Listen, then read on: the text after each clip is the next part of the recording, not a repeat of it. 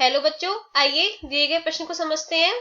एक समबाहु त्रिभुज की परिमिति 30 सेंटीमीटर है, तो इसका क्षेत्रफल ज्ञात कीजिए। तो आइए इसकी मुख्य अवधारणा पर चर्चा कर लेते हैं। मुख्य अवधारणा, मुख्य अवधारणा।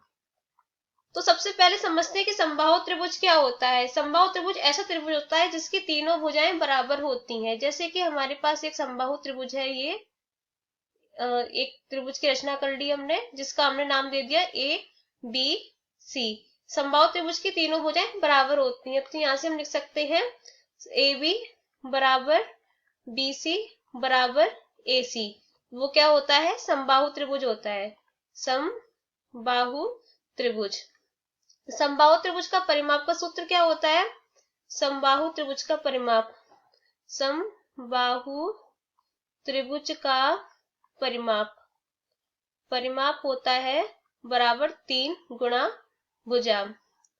और समबाहु त्रिभुज का क्षेत्रफल क्या होता है? समबाहु त्रिभुज का क्षेत्रफल होता है √3/4 गुणा भुजा का वर्ग, भुजा का वर्ग। ये समबाहु त्रिभुज का क्षेत्रफल होता है।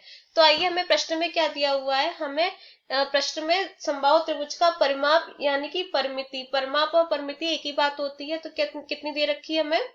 परिमिति दे रखी है, परिमिति बराबर दे रखी है 30 सेंटीमीटर। तो यहां से हम समबाहु त्रिभुज की भुजा ज्ञात कर सकते हैं। माना समबाहु त्रिभुज की भुजा ए है, की भुजा कितनी है? ए है।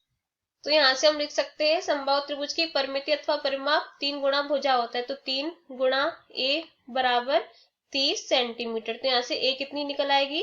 30/3। तो ए बराबर निकल आएगा 10 सेंटीमीटर। यानी कि समबाहु त्रिभुज की भुजा कितनी आ गई? 10 सेंटीमीटर। तो यहां से अब इसका क्षेत्रफल ज्ञात कर सकते हैं। समबाहु त्रिभुज का क्षेत्रफल क्या होता है? क्षेत्रफल बराबर √3/4 गुणा ए का वर्ग। तो यहां से क्या हो जाएगा? √3/4 गुणा ए का मान कितना था? 10, तो 10 का वर्ग। तो इसको हल कर लेते हैं। √3/4 गुणा 10 का वर्ग 100, 4 से 100 25 बार कट जाएगा, तो कितना आ जाएगा? 25 √3 वर्ग सेंटीमीटर। ये हमारे समबाहु त्रिभुज का क्षेत्रफल आ गया। आशा करते हैं कि आपको प्रश्न समझ में आया होगा। धन्यवाद।